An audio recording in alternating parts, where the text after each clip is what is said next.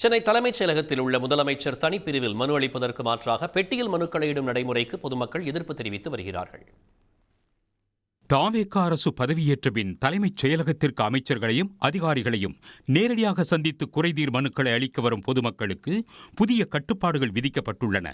குறிப்பாக முதலமைச்சர் தனிப்பிரிவில் மனு அளிக்க வரும் பொதுமக்கள் தங்கள் மனுக்களை நுழைவு வாயிலின் அருகே வைக்கப்பட்டுள்ள பெட்டியில் இட்டுச் செல்ல அறிவுறுத்தப்பட்டுள்ளது.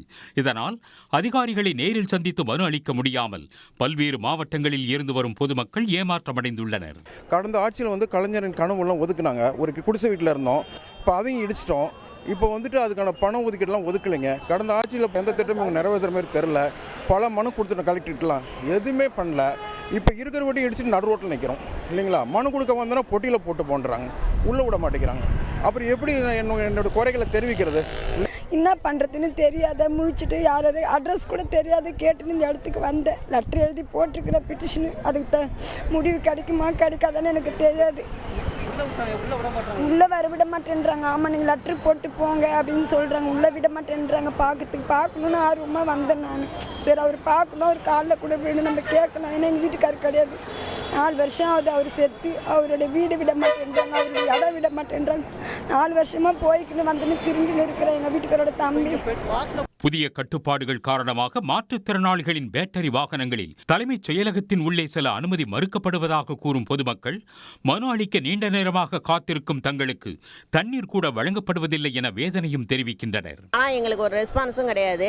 நாங்கள் காலையிலேருந்து இங்கே காலையில் 7 மணிக்கே நாங்கள் அவங்க வீட்டுக்கு போயிருந்தோம். வீட்டுக்கும் எங்களை அனுமதிக்கல. ஆஃபீஸில் போய் பாருன்னாங்க. ஆஃபீஸில் பார்த்தா இங்கே போங்க அங்கே போங்கன்றாங்க. இங்கே போங்க அங்கே போங்கன்னு அலைக்கழிக்கிறாங்க. இங்கே எங்களால் வெயிலில் சுத்தமாக நடக்க முடியாது. நாங்கள் ஸ்டிக்கு வச்சு தான் நடப்போம். எங்களால் செருப்பு போட்டு நடக்க முடியாது. இந்த வெயிலில் நாங்கள் எப்படி நடந்து வெளியில் வர முடியும்? சுத்தமாக குடிக்கிறதுக்கு தண்ணியும் கிடையாது. என் பேர் ராமலட்சுமி. நாங்கள் திருநெல்வேலியில் வந்திருக்கோம். எங்கள் பேர் சங்கரி, படிச்சிருக்கிறான், மாற்றுத்திறனாளி. அவனுக்கு வேலைக்காக நாங்கள் வந்திருக்கிறோம். இப்போ காலையில் 10 மணிலேருந்து காத்திருக்கிறோம். உள்ளே விட மாட்டேங்கிறாங்க. தண்ணி கூட கிடைக்காம உட்காந்துட்டு இருக்கிறோம் சார். ஆமாம் சார்.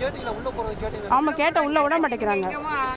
அமைச்சர்கள் மற்றும் அதிகாரிகளிடம் முன் அனுமதி பெற்று வரும் பார்வையாளர்களுக்கு மட்டுமே தலைமைச் செயலகத்திற்குள் செல்ல அனுமதிக்கப்படுவதால் ஏராளமான பொதுமக்கள் ஏமாற்றத்துடன் திரும்பிச் செல்லும் நிலை ஏற்பட்டுள்ளது.